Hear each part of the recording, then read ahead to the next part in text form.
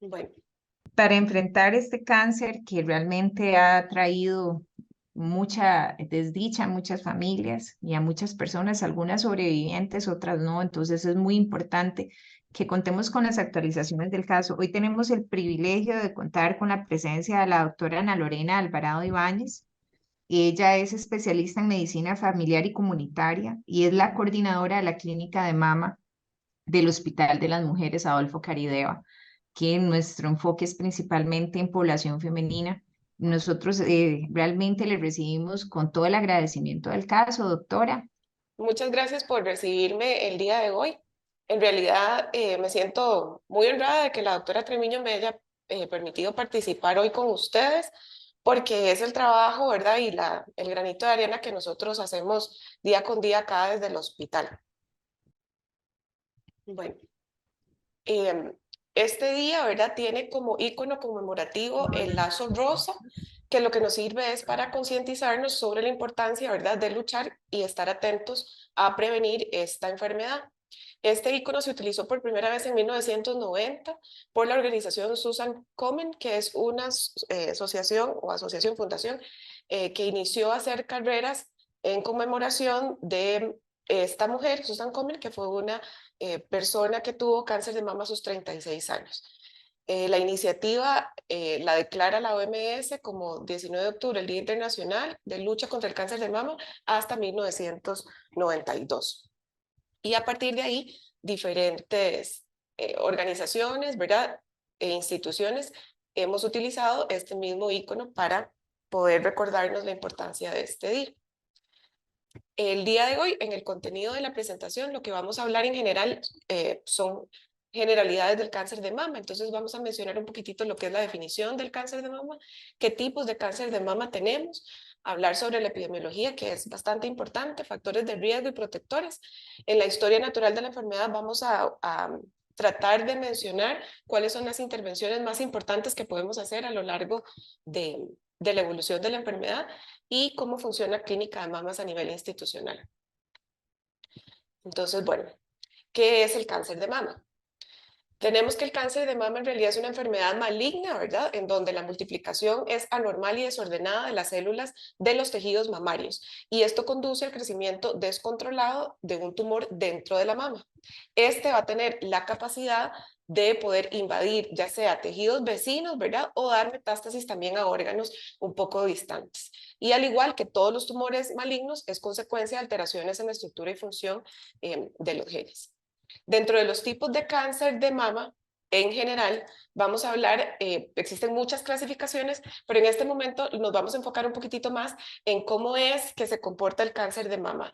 Entonces, conocemos el más común, que es el carcinoma ductal in situ, que este sería como el, el tumor, ¿verdad?, que se origina del conducto mamario propiamente. Es el cáncer que conocemos como no invasivo, y la palabra in situ significa precisamente que está en su sitio, ¿verdad?, en su lugar. Es de muy buen pronóstico y evidentemente de esta forma es como uno desearía diagnosticar a la mayoría de las usuarias. Después del carcinoma ductal in situ ya nos avanzamos, ¿verdad?, hacia carcinoma invasor, y este es ya cuando todas estas células anormales van a salirse del ducto o del lobulillo mamario y se diseminan al tejido ya circundante. Estas células también pueden diseminarse hacia ganglios linfáticos y usualmente, ¿verdad?, generan los bultos en axila o a cadena ganglionar axilar. Y ya después del carcinoma invasor, lo que continúa sería el cáncer de mama metastásico, que este es el cáncer que ya se ha extendido hacia ganglios linfáticos y que además afecta otros órganos y en frecuencia, perdón, y en orden de frecuencia sería hueso, pulmón, hígado, sistema nervioso central.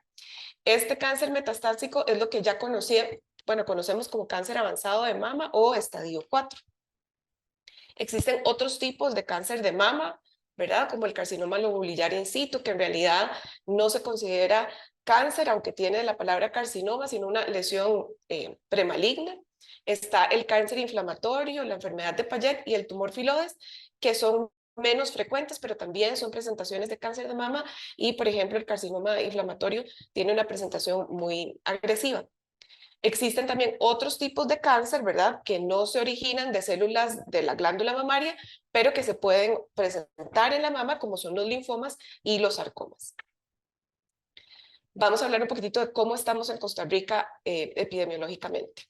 Entonces, según los datos que nos da la GloboCan para el 2020, sabemos que si excluimos lo que es cáncer de piel, en las mujeres el cáncer de mama va a ser el más frecuente, ¿verdad? Seguido de colorectal y otros. Pero esto es como para que nos vayamos ubicando en que realmente es un problema de salud pública, ¿verdad? Porque es el tumor sólido más frecuente. En la parte de epidemiología, según los datos que podemos obtener del Registro Nacional de Tumores del Ministerio de Salud Pública, se registraron en números absolutos 1.337 casos nuevos de cáncer de mama en el 2022. Esto quiere decir que fueron 55 casos por cada 100.000 mujeres. Y se estima, ¿verdad?, que para estos próximos años vamos a tener 1 de cada 20 mujeres van a ser diagnosticadas con cáncer de mama. En cuanto a mortalidad, ¿verdad? Tenemos que tiene una mortalidad de un 7.2%, considerando todos los, digamos, incidencia, mortalidad y prevalencia de cáncer, no por sexo, sino en general, hombres y mujeres. Y es bastante alta, es el segundo más alto. En relación a la mortalidad por cáncer de mama, en el 2022 se presentaron 420 muertes por esta enfermedad, es decir, 17 casos por cada 100.000 mujeres, y se estima que 1 de cada 82 mujeres está en riesgo de morir por cáncer de mama.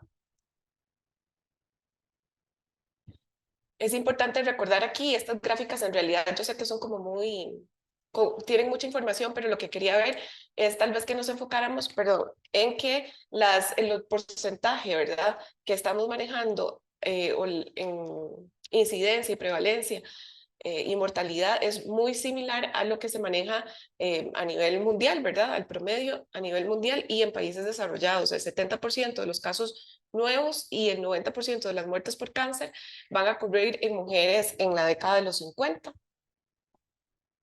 La sobrevida que registra nuestro país es de un 87% después de 5 años de realizado el diagnóstico, que nos ubica, ¿verdad?, como país con el mejor récord a nivel de Centro y Suramérica y tiene una de las más altas del mundo.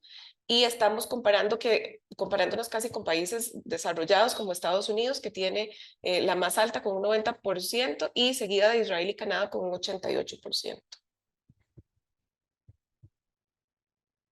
Ahora, podemos hablar sobre factores de riesgo, que siempre es importante pues estar conscientes de qué factores presentamos nosotros y cuáles podemos ir modificando. Hay algunos que podemos modificar y hay otros que no.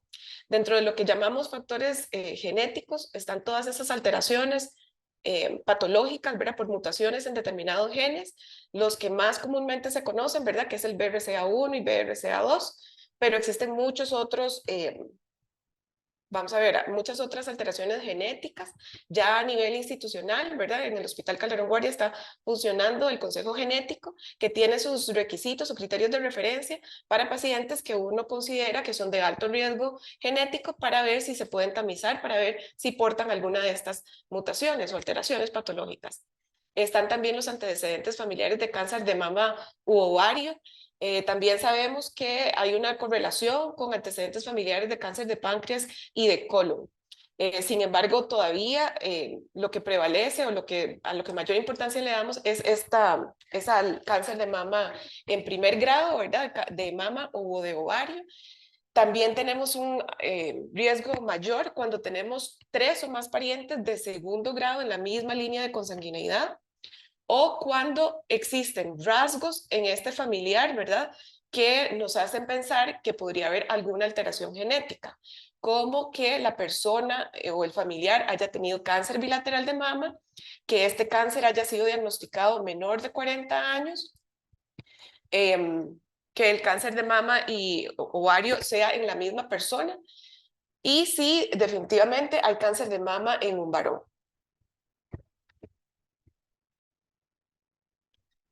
Dentro de los factores de riesgo no genéticos, evidentemente, ¿verdad? La mayoría de los cánceres de mama se dan en las mujeres, aunque existe una prevalencia de un 1% en los varones. Entre mayor edad tenemos mayor riesgo y a nivel país tenemos que la década en donde más se acercan o donde mayores diagnósticos hay es en la década de los 50 y 60 años. Vamos a tener como factor de riesgo también la exposición a estrógenos, tanto endógenos o exógenos, y esto lo que quiero hacerles saber es que va a depender mucho de todos estos otros factores o está muy relacionado con lo que vamos a hablar. Dentro del historial reproductivo es importante saber que una menarca temprana y una menopausia tardía son factores de riesgo porque evidentemente nos aumentan el periodo de exposición a estrógenos endógenos, ¿verdad? Cuando hablamos de menarca temprana estamos hablando de mujeres que tuvieron su primera menstruación antes de los 10 años y una menopausia tardía, mujeres que todavía continúan menstruando hasta los 55 años. La edad de primer embarazo también se considera como un factor de riesgo, ¿verdad? Porque se considera factor protector cuando el embarazo o el primer embarazo ocurre en menores de 30 años y actualmente, ¿verdad? Por el estilo de vida que tenemos las mujeres, el embarazo es un proyecto que se va posponiendo y la mayoría de los embarazos ocurren después de los 30 años en profesionales, pero eso es un factor de riesgo y la nuliparidad también. El embarazo es un periodo de protección porque no estamos expuestos, ¿verdad?, a estrógenos o a esos mismos niveles de estrógenos durante el embarazo. El uso prolongado de gestágenos orales, sobre todo cuando es más de 10 años, y hay muchísima controversia con respecto a la terapia de reemplazo hormonal posmenopáusica, ¿verdad? Y lo que se dice es que en realidad no se recomienda por más de 10 años. Cada caso hay que individualizarlo, ¿verdad? Y evidentemente, si la usuaria tiene factores de riesgo, pues todavía requiere mayor supervisión que otras. Otros factores de riesgo se encuentran en la obesidad y el sedentarismo, ¿verdad? Sobre todo cuando estamos hablando de obesidad posmenopáusica. Bueno, también el consumo perjudicial de alcohol, que en realidad lo que se habla es de consumir más de 5 bebidas a la semana. Eso ya se considera un factor de riesgo para cáncer. El tabaquismo, que como bien sabemos que está relacionado con muchísimos tipos de cáncer, en realidad nos aumenta el riesgo para muchísimos tipos de cáncer. El antecedente personal de haber recibido radioterapia torácica previa, como por ejemplo cuando hay linfoma de Hodgkin. El nivel socioeconómico alto está muy relacionado con el estilo de vida y un poquito de lo que les mencioné anteriormente, porque se pospone, ¿verdad?, la maternidad, entonces tenemos un periodo más prolongado de exposición a estrógenos endógenos y además se utiliza generalmente también anticoncepción y estos son estrógenos exógenos que vamos a estar, al que nos vamos a ver expuestos. La densidad mamaria radiológica también nos aumenta el riesgo en el sentido de que entre mayor densidad mamaria, cuando se realizan estudios de imágenes, es un poco más difícil identificar lesiones precozmente. Ahora bien, después de haberle mencionado todos los factores de riesgo, sí es importante tal vez aclarar que aproximadamente el 70% de las mujeres que desarrollan cáncer de mama no tienen alto riesgo identificable en el momento en que se les diagnostica cáncer de mama, y esto es lo que los oncólogos llaman como cáncer esporádico, ¿verdad? Entonces sí es importante que tengamos esto claro, porque sí tenemos que estar conscientes de cuáles son los factores de riesgo, en cuáles podemos intervenir, si queremos trabajar en nuestra salud, ¿verdad?, y en la de nuestros seres allegados, pero también es importante darse cuenta que existe aquí una triada, ¿verdad?, que es patógeno o el agente, huésped y el factor ambiental, que nos juega un poquito el papel en contra. Dentro de los factores protectores, tenemos que el dar lactancia materna exclusiva, ¿verdad?, es un factor protector. El inicio de edad reproductiva temprana, como les mencioné anteriormente, antes de los 30 años. La multiparidad también es un factor protector. Realizar actividad física y ejercicio, no solamente para prevención, ¿verdad?, para prevención primaria, sino también para prevención terciaria de cáncer de mama, es importante. Mantener una alimentación saludable, y en esto hay mucha tela que cortar, porque en realidad han salido muchísimos artículos que nos hablan sobre diferentes dietas, y en realidad tal vez aquí lo que cabe mencionar de dietas saludables es tratar de evitar lo que son dietas altas en grasas animal, ¿verdad? O de grasas trans. Tratar de consumir la mayor cantidad de productos que son orgánicos, ¿verdad? O frutas y vegetales, que cada vez por el ritmo acelerado de vida consumimos más comida prefabricada, ¿verdad? O comidas rápidas. Y también evitar lo que es ingesta alta de azúcar y ¿cómo se dice? Harinas refinadas. El disminuir el consumo de alcohol y el tabaco también va a ser beneficioso, ¿verdad? No solo para el cáncer de mama. Estos son como factores protectores en general para un estilo de vida saludable. Ahora bien, en la historia natural de la enfermedad, tenemos que la historia natural del cáncer de mama va a ir evolucionando, ¿verdad? Desde que es asintomático hasta que se nos complica. Y aquí vamos a ir metiendo como algunos indicadores o algunos momentos en donde podemos hacer una intervención diferente y cuál sería la ideal o la adecuada. Los tumores de mama son de crecimiento lento en su mayoría y esto quiere decir que desde que inició esta alteración celular, a nivel celular pueden pasar de 8 a 10 años antes de que yo presente un bulto, ¿verdad? En la mama como manifestación clínica. El 80% de los tumores de la mama se van a originar en los conductos mamarios y un 10% se van a originar en los lobulillos mamarios. Y esta historia natural la vamos a clasificar como en dos periodos. Un periodo prepatogénico y ya la fase o el periodo patogénico que se va a subdividir en dos fases.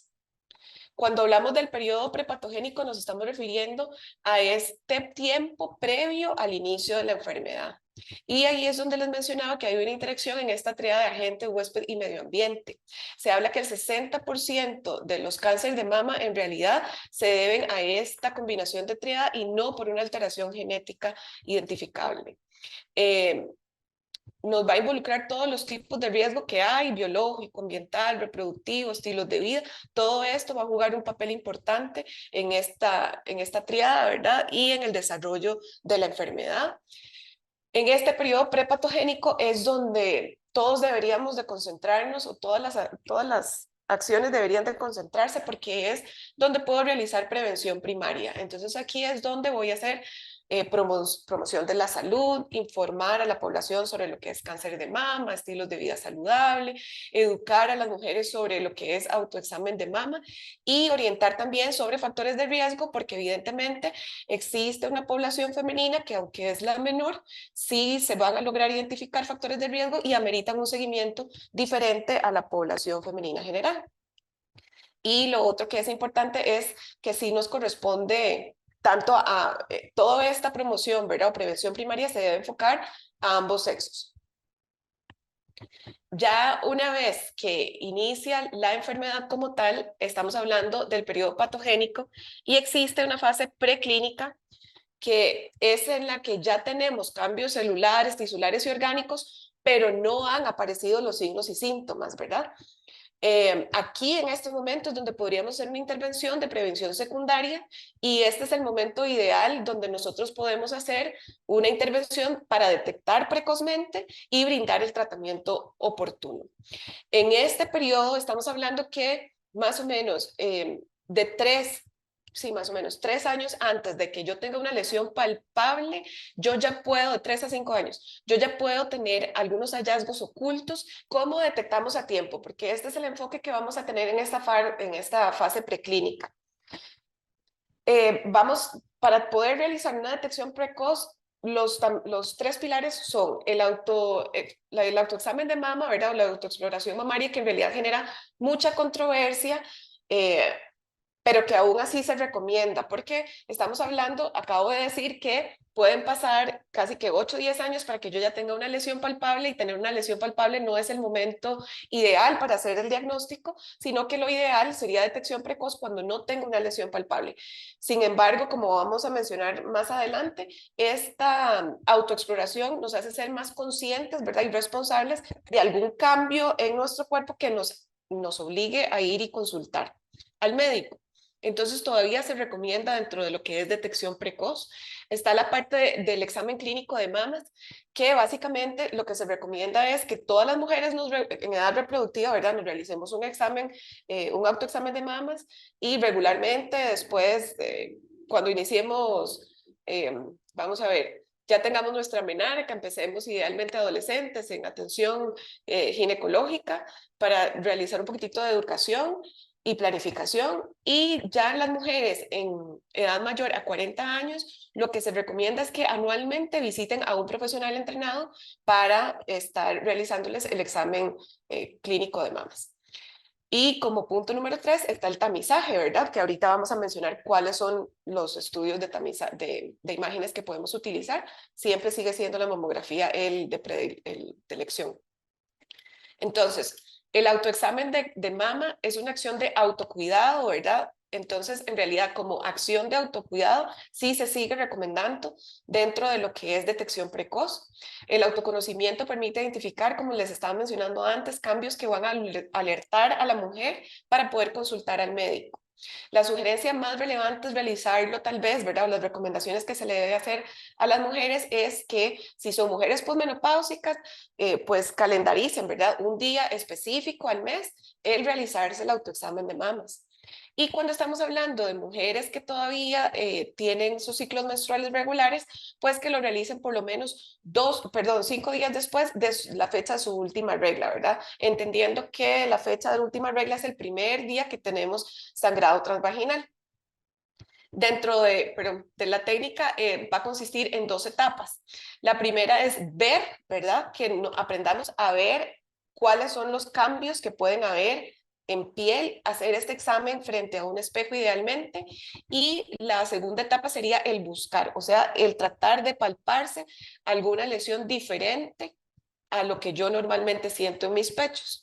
Yo siempre les digo a las usuarias, cuando uno se palpa las mamas, no son lisas como las nalguitas de un bebé y el tejido es precisamente irregular. Entonces, por eso es tan importante que sepamos cómo son nuestras mamas, que las conozcamos para saber en qué momento podemos identificar algún cambio o alguna lesión que no percibíamos antes. Dentro de lo que es diagnóstico temprano teníamos la parte de estudios de imágenes, entonces es importante mencionar que la mamografía continúa siendo el método de elección para tamizaje de cáncer de mama a nivel mundial. En Costa Rica se tamiza bianualmente la población femenina entre los 45 y los 69 años. Esto estamos hablando de población femenina que no tenga factores de riesgo. Si tiene un factor de riesgo, pues esta paciente, si se identifica, como vamos a ver después, tiene que ser como derivada a una clínica de mamas o a una consulta especializada para que le sigan un tamizaje diferente a la población general. Existen varios estudios de imágenes que son complementarios o que se podrían utilizar también para el diagnóstico de patología mamaria, como el ultrasonido y la resonancia magnética, pero este tipo de estudios va a ser solicitado dependiendo del criterio médico, ¿verdad? Y va a depender de muchos factores a considerar, por ejemplo, la sospecha del tipo de tumor que tenga el médico, ¿verdad? Según y la edad de la paciente, así van a ser los estudios que se van a ir solicitando. Acá me atreví a poner esto que yo sé que es como muy clínico tal vez, pero lo que quería era mencionarles la categorización BRATS. Esta categorización BRATS en realidad es una clasificación que nos da la posibilidad, cada mujer cuando se realiza un estudio de imagen va a tener una categoría BRATS que va del 0 al 6. Y esta categoría lo que nos da es la posibilidad de clasificar los estudios de imágenes o las imágenes que se están viendo y agruparlas según las recomendaciones por los hallazgos y el riesgo estadístico de malignidad. Entonces, quizá los que nos tienen que alertar son siempre el BRAT 0 porque es algún hallazgo que es poco concluyente, pero hay algún hallazgo que necesita otro estudio complementario para poder recategorizar. Después tenemos estos que están ya a color. Los BRATS 4A y BRATS 5 son las lesiones que ameritan una correlación histopatológica, o sea que ameritan una biopsia. Y aquí los categorizamos que el hallazgo va a ser, si es BRATS 4A, de baja sospecha de malignidad, BRATS 4B, moderada sospecha, BRATS 4C, alta sospecha, y BRATS 5 es muy sospechoso de malignidad. Y el riesgo estadístico de que esa lesión tenga una correlación positiva patológica con cáncer es en el 4A de un 2 a un 10%. Las 4B sí es como muy amplio el rango, es de un 11 a un 50%, 4C de un 50 hasta un 94%, y ya este BRAF5, ¿verdad?, es mayor al 95%. Cuando hablamos de diagnóstico temprano, como les acabo de decir, para hacer un diagnóstico temprano, sí o sí hay que hacer biopsia. Un estudio de imágenes nos da solamente o nos sugiere que la lesión es sospechosa, ¿verdad? Y nos brinda un riesgo estadístico de cuál es la probabilidad de que salga positiva esta lesión después de hacer una biopsia, pero solo la biopsia como tal nos da el diagnóstico certero o definitivo.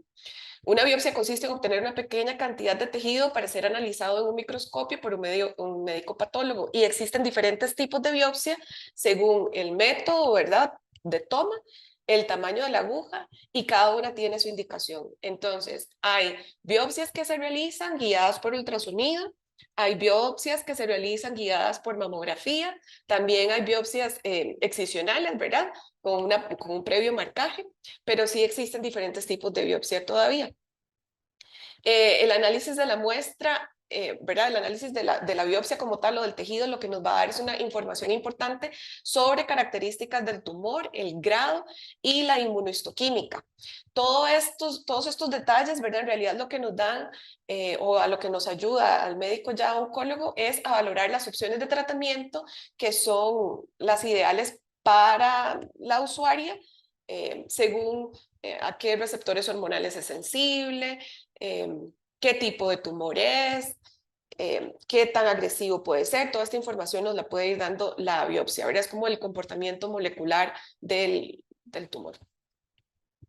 El tratamiento en realidad no es uno de los objetivos de la presentación, pero sí tenemos que tener claro que, pues gracias a todos los avances, ¿verdad?, de investigación en medicina, hemos pasado desde la parte muy, bueno, desde la parte quirúrgica, cuando eran esas cirugías en realidad muy discapacitantes, ¿verdad?, hasta lo que se hace ahora, que es una cirugía mínimamente invasiva, donde se trata de preservar la mayor cantidad de tejido mamario y con la parte de cirugía de ganglio centinela.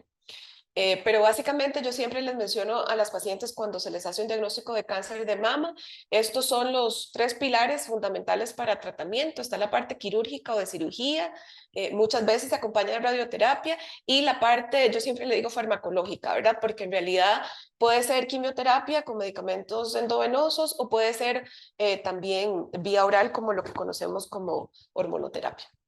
Ahora, nos hacía falta la parte del periodo patogénico que se llama la fase clínica, que ya es cuando estoy haciendo un diagnóstico porque tengo síntomas o signos visibles.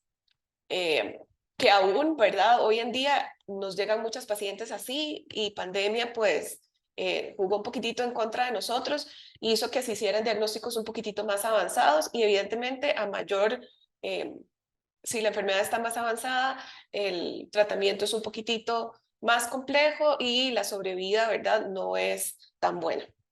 En el periodo patogénico tenemos que hablar de que si no se interviene tempranamente, ya cuando yo tengo manifestaciones clínicas, la enfermedad va a continuar avanzando, se van a presentar complicaciones y como resultado la muerte. Entonces ahí nos devolvemos un poquitito a que no es lo mismo diagnosticar un carcinoma in situ a diagnosticar ya un invasor. Cuando estamos en invasor, ya el tamaño tumoral pues también ya es importante, y ahí entraríamos en otro estadiaje que no es el tema tampoco, y enfermedad metastásica hasta fallo, ¿verdad?, orgánico y fallecer. Acá ya estamos hablando de que cuando estamos en la fase clínica, lo que tenemos que trabajar es la prevención terciaria. Entonces, evidentemente, continuar el tratamiento, limitar el daño que nos pueda y los efectos colaterales, ¿verdad?, y secundarios de este tratamiento que se le va a ofrecer a la usuaria. También hay que enfocarse en la parte de rehabilitación y reconstrucción posterior a una cirugía. Y el abordaje interdisciplinario en realidad se debe de dar desde el momento de diagnóstico, pero tal vez aquí en esta fase clínica, ¿verdad?, de prevención terciaria, terciaria cobra como muchísimo más importancia. Acá va un videíto.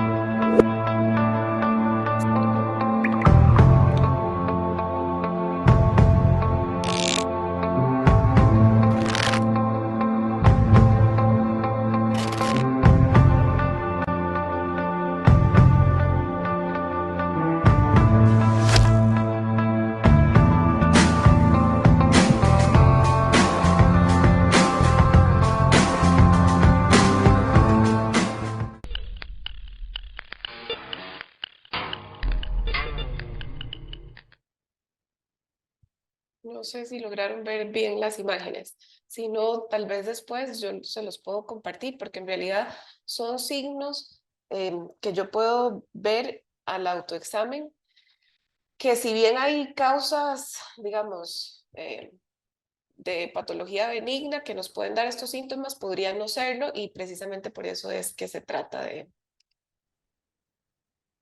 Vamos a ver. Lo que quería conversar con ustedes o mencionarles qué son las clínicas de mama a nivel institucional de la Caja Costarricense de Seguro Social. Es la modalidad de atención brindada por el equipo multidisciplinario en la red de servicios de salud que gestiona de manera ágil la valoración, el diagnóstico oportuno y el seguimiento de las mujeres que han sido identificadas con un riesgo aumentado o sospecha, o pacientes que ya han sido diagnosticadas de cáncer de mama. A nivel institucional, en el 2010 se inicia la capacitación médica para la atención de las clínicas de mama, ¿verdad? Que idealmente se empezaron a implementar en primer y segundo nivel de atención con diferentes objetivos según, vamos a ver, los recursos disponibles. Y lo que se ha hecho es capacitar no solamente médicos especialistas en medicina familiar y comunitaria, sino también médicos generales que puedan hacer la pasantía. Okay. Como pruebas de tamizaje en población femenina, digamos, entre De 30 menores de años. 40 años, a menor edad, mayor densidad mamaria. Entonces, el método que se utiliza de imágenes es ultrasonido. El porcentaje exacto no lo sé, pero es un porcentaje bastante bajo. Porque digamos, las 2 décadas de mayor incidencia de cáncer de mama es la de los 50 y 60 años. Entonces, Perfecto. por eso, ¿verdad? Precisamente por esta densidad mamaria tan alta, que nos entorpece un poquitito el diagnóstico, detección precoz, es que se intenta realizar mamografías hasta después de los 40 años, incluso después de los 45. Hay 2 alteraciones ahí. Cuando tenemos antecedente, miren qué pena, pero no logro cerrar esta pantalla. Lo que les quería, voy a contestarle primero. Pacientes con alto riesgo, ¿verdad? De la lista de factores de riesgo genéticos de los que comentamos, tenemos las que ya tienen verificada una alteración o una mutación, ¿verdad? Genética, que esas entran, digamos, en un screening diferente, porque a esas sí se les recomienda resonancia magnética, y si tienen alguna de estas mutaciones, como los BRCA, ¿verdad? O algunas otras, no solamente tienen riesgo aumentado de cáncer de mama, sino de otros tipos de tumores, ¿verdad? Ovarios, a veces colon y piel. Entonces, tienen que abordarse interdisciplinariamente por cada una de las especialidades, pero en el tema de mama se indica una resonancia magnética anual. Ahora, esas son las que ya genéticamente tienen definido, ¿verdad? Que tienen esta alteración patológica del gen. Cuando estamos hablando de antecedentes heredofamiliares de alto riesgo, en estas usuarias no se hace como en la población general, que es bianualmente la mamografía, sino que se recomienda iniciar a una edad más temprana, 40 años, y hacer una mamografía anualmente. Hay que recordar que es la edad de inicio de una primer mamografía, ¿verdad? Como para tenerla de base, se puede modificar o puede disminuir la edad si tengo una familiar, por ejemplo, mamá tuvo cáncer de mama a los 45 años, eso sería una indicación para que yo me empiece a tamizar y me realice mi primer mamografía a los 35. ¿Verdad? Pero solamente en estos casos muy específicos. Usualmente no es así, y por eso se disminuye la edad o se inicia las mamografías de tamizaje a los 40 años, porque la incidencia más alta es en las décadas de los 50-60 y nos calza con que iniciemos la primera mamografía a los 40 años. En población con antecedente familiar de cáncer de mama. Sí, vamos a ver, lo normado, lo importante ahí sería saber, y uno siempre lo pregunta en los antecedentes familiares, no solamente si hay cáncer de mama en primera línea, ¿verdad? Sino el momento en que se diagnosticó el cáncer de mama en este familiar. Entonces, según eso, uno lo hace, pues lo adelanta, ¿verdad? A 40 años o en casos muy especiales, menos de 40 años, pero por el diagnóstico o la edad de diagnóstico en el familiar. Porque como vimos, para el momento del diagnóstico, usualmente ya tenía esta mujer, ¿verdad? Esta mamá ya había tenido una fase preclínica donde había enfermedad que no era detectable. Entonces la idea es entrar en esta fase preclínica en la hija eh, para poder diagnosticarlo precozmente si se fuera a presentar. Sí, la incidencia en los hombres va de 0,5 a un 1%. Entonces, en realidad es muy baja, pero sí se presenta. Y generalmente está asociado a una alteración patológica genética. Entonces, esto, si hay antecedente de cáncer de mama y desafortunadamente, ¿verdad? Como se lo notan los hombres, es cuando ya tienen un bulto, ¿verdad? Porque no hay un método de tamizaje excepto el autocuidado. Entonces, en el momento en que se note un bulto en mamas, debe acudir para poder revisarse, ¿verdad? Y cuando hay diagnóstico en un hombre, es una indicación para los lugares en donde tenemos acceso a consejo genético, se nos inicie la prueba. Muchas gracias, doctora, pero no hay como educación y prevención a la población masculina, es que se ha enfocado Sí, a la población vamos a ver, femenina. sí, la idea, yo les mencioné al principio que la parte de promoción, de prevención primaria, ¿verdad? Nos está hablando mucho de la parte de educación y debería de estar enfocada a hombres y mujeres, porque sí existe el cáncer de mama en los hombres.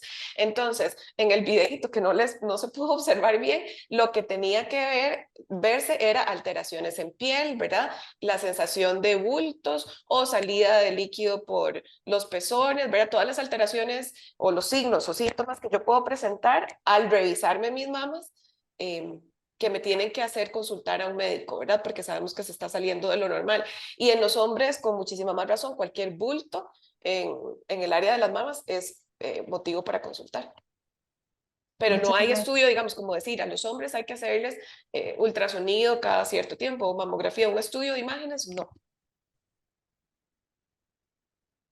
Perfecto. Doctora, también le pregunta a la doctora Melissa Zapata que cuál es el valor pronóstico de las bracas, cómo se usan en prevención y manejo en Costa Rica, que muchas gracias.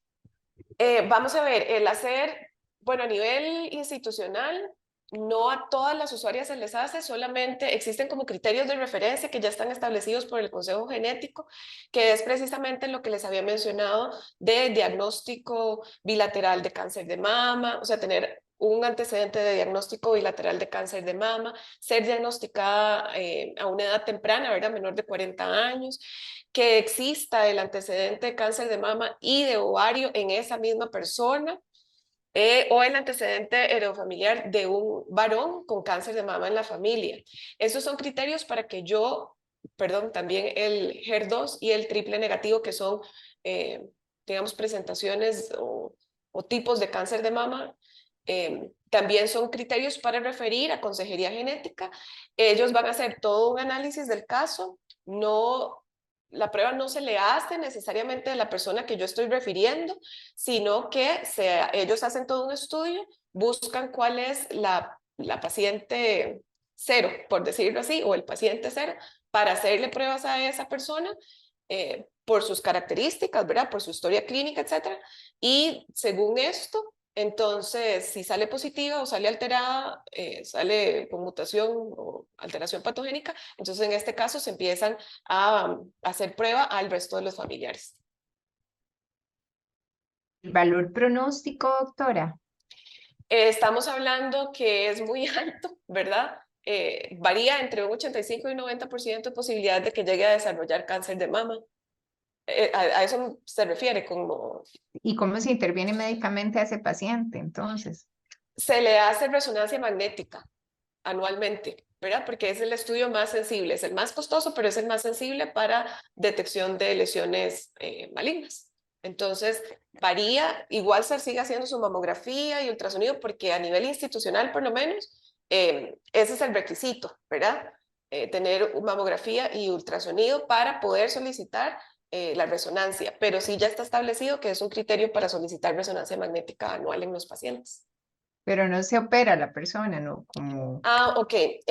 Profilaxis, cirugía profiláctica es que- a nivel mundial, eso es lo ideal, es una decisión personal. A nivel institucional, todavía no está normado, se recomienda, pero todavía no existe como un protocolo claro, porque se podría hacer la parte, yo sé que suena un poco incómodo lo que voy a decir, pero la parte de mastectomía profiláctica se puede hacer, la parte de reconstrucción a nivel de presupuesto y de caja está autorizada únicamente para pacientes sobrevivientes de cáncer de mama. El uso de anticonceptivos orales, lo que se indica es que no es recomendable, bueno, primero, ahora en realidad anticonceptivos de microdosis, ¿verdad? Esa es la indicación número uno. A nivel institucional no tenemos anticonceptivos de microdosis, pero a nivel país sí hay muchísimas opciones de anticonceptivos de bajas dosis. Esa es la primera. Y la segunda es que no sea por un espacio consecutivo mayor a 10 años. Esta es la organización de la red de cáncer de mama. Lo que tenemos es según el nivel, ¿verdad? Entonces se estableció en primer nivel de atención, que es lo que estamos hablando es del EVAIS, que se puede asignar a un funcionario para que participe de la clínica de mamas según el área de salud. Y este lo que va a hacer es encargarse del tamizaje de mujeres sanas de bajo riesgo, ¿verdad? En coordinación con el EVAIS y con su segundo o tercer nivel donde tenga que referir para estudios de imágenes de apoyo. Después, a nivel en segundo nivel de atención, ¿verdad? Que aquí estamos hablando como áreas de salud clínicas, eh, la unidad igual se llamaría clínica de mama y lo que se haría ahí, según los recursos, ¿verdad? Que se tengan, sería el abordaje diagnóstico de imágenes. Si se pudiera realizar toma de biopsias, lo que pasa es que no en todos los segundos niveles de atención se tiene ese recurso tecnológico eh, para poder hacer la parte de abordaje diagnóstico y ya referir a un tercer nivel, que sería la unidad de mama como tal, eh, que es una unidad conformada por múltiples disciplinas para ya definir con el diagnóstico hecho, ¿verdad? El tratamiento de la paciente, ¿verdad? Ellos se encargarían de tratamiento, rehabilitación, apoyos de menor complejidad, docencia, investigación y la seguridad radiológica. Y como conclusiones, tenía nada más como retomar que evidentemente, yo sé que suena frío decirlo así, pero el cáncer de mama es un problema de salud pública que nos afecta a todos, que la prevención de igual forma, así como nos afecta a todos, depende de todos, no solamente del personal de salud, y por eso es tan importante la parte de educación y promoción de la salud, que la mamografía continúa siendo el método de tamizaje y que las mujeres con factores de alto riesgo, hallazgos sospechosos o diagnósticos, perdón, de cáncer de mama a nivel institucional deben ser referidas a clínica de mama, a la clínica de mama que corresponda según el área de atracción en donde vivan para su debida y pronta priorización.